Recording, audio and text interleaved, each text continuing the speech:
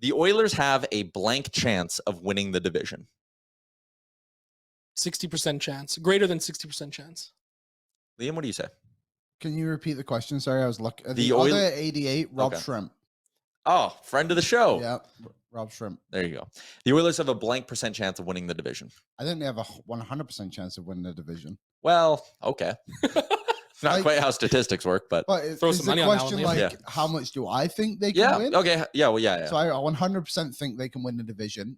3 points back of Vegas right now at the same amount of games played. 2 points back of Seattle. Seattle's got 2 games in hand. I would give them like a 75% chance, realistically, of winning it. Yeah. I think the odds are in their favor.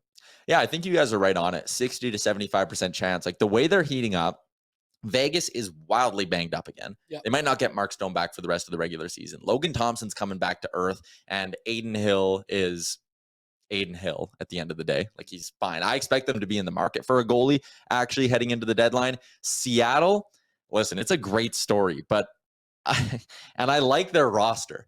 I've been a fool for maybe saying this last month. I just still think there's a stretch coming where they lose 8 of 10. Yeah. I mean, sorry, you go ahead, Zach. No, I was just gonna say I agree. Like I'm really high on Seattle. I think they are as good as they seem to be right now. I mean, you look at that right there, only 14 regulation losses on the season. Like that's a really impressive number. And even last year, I thought that defensively they were really strong. Their biggest issue last year was they just had no offense, right? Well, now they've got that. They got Andre Burakovsky, Oliver Bjorkstrand. You know, they've got Matty Beniers taking a big step forward this season. I do think that they're a legitimate threat. I think Vegas will drop off. You know, LA, they're a team that I'm not entirely sold on either.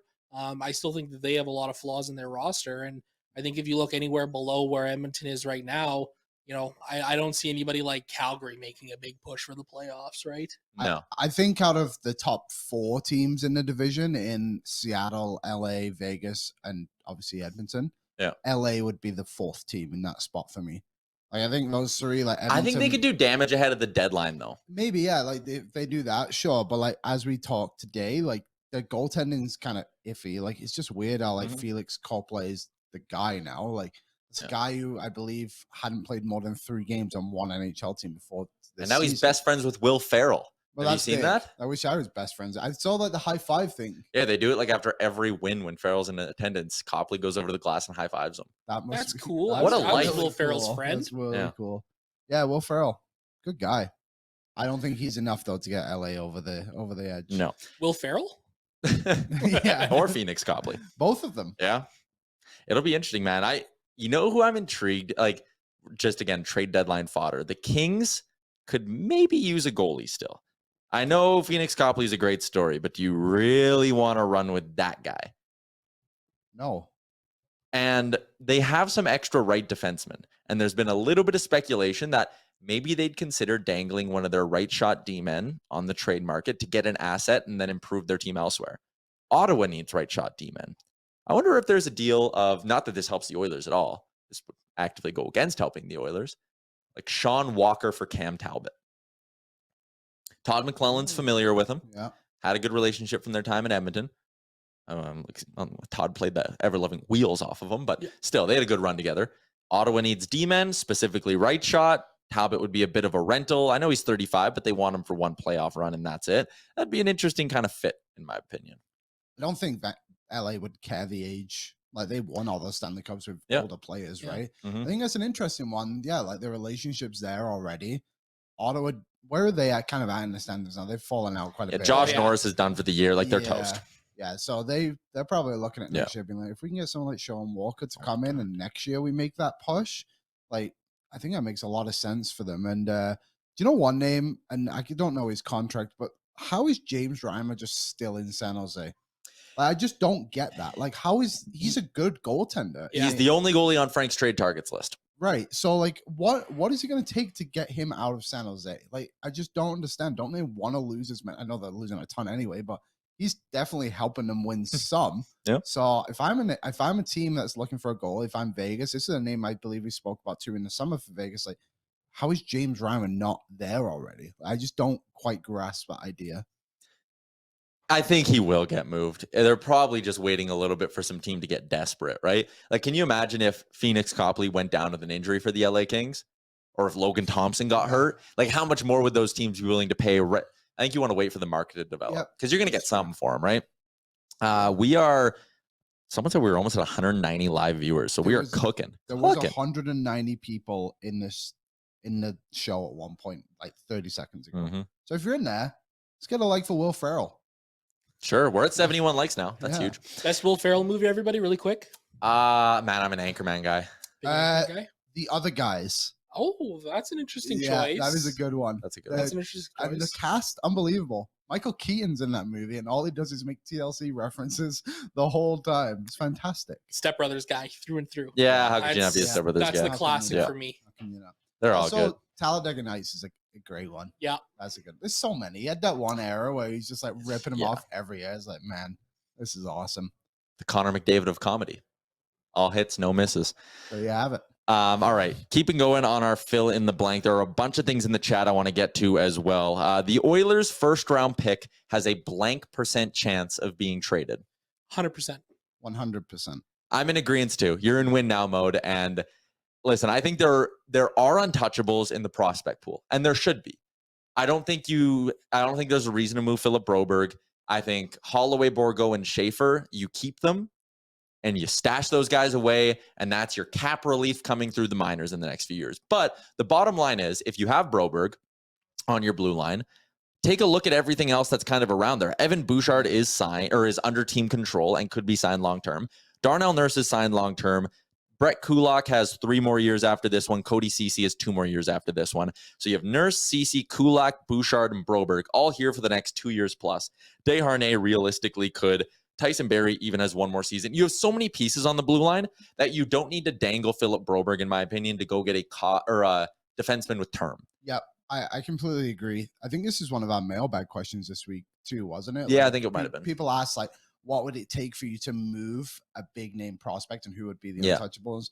Mine would be right now Holloway and Broberg. I think they can both help this team today, which is very important, and they give you that cap relief, like you said. Yeah, I wouldn't move a Borgo or Schaefer for a Joel Edmondson. However, if someone came in and were like, I'll just throw Patrick Kane's name, just that caliber of player, you're like, if you want Patrick Kane, we need Reece Schaefer. I'd say sounds good. However, I also think the Oilers have a very good B list prospect pool. Petrov, Savoy, Lavoie is actually having a really good year. Tullio, and there's one other guy I can't even think. Honestly, what does James Hamlin kind of get? I don't think he's quite a B, but he's at least shown he can perform in the NHL, and so I think that helps him a lot. And honestly, Olivier Rodrigue too, he's done a really good season. So I think there's pieces there within the organization which Holland has done a good job of gathering that you can then avoid having to move one of your big guns. So here's my idea behind this. I am willing to move Philip Broberg in a trade.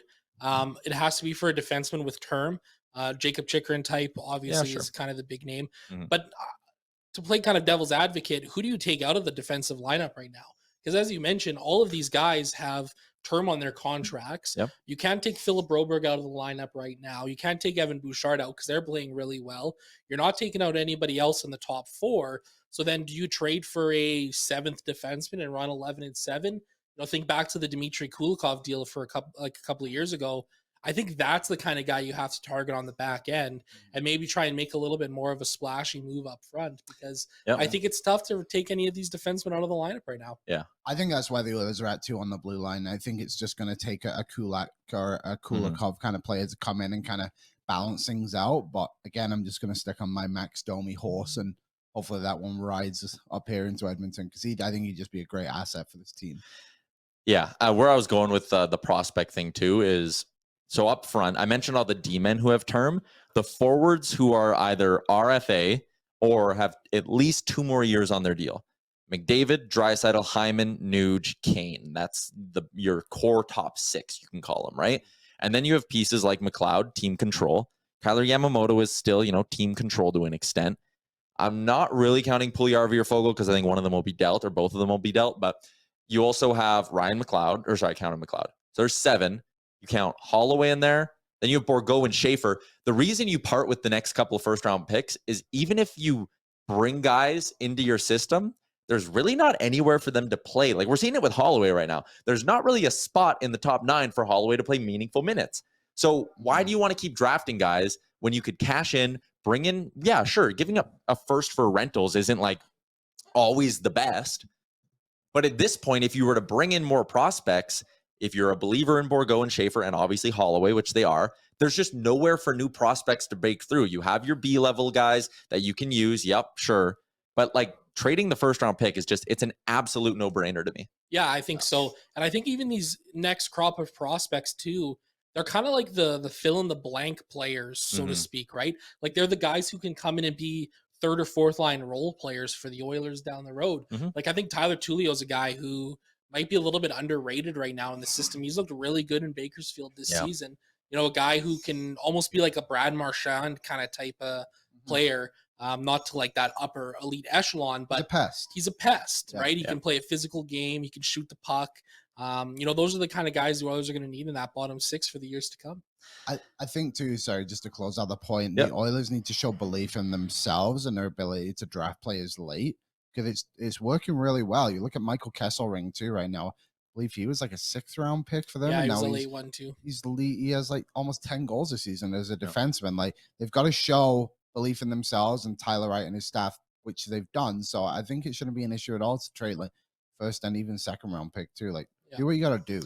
The Oilers have their 1st and 2nd round picks in each of the next 2 drafts. They have their 3rd rounder this year. They moved their 4th rounder. I believe that was the Brassard deal that they traded it away in. Then they have their 5th, 6th, and 7th rounders. Next year, they don't have a 3rd because of the Zach Cassian deal, but they, again, 1st, 2nd, 4th, 5th, and 6th in next year's draft as well. So a lot of draft capital you could potentially move, and also situations where you move Puljujarvi for a 2nd.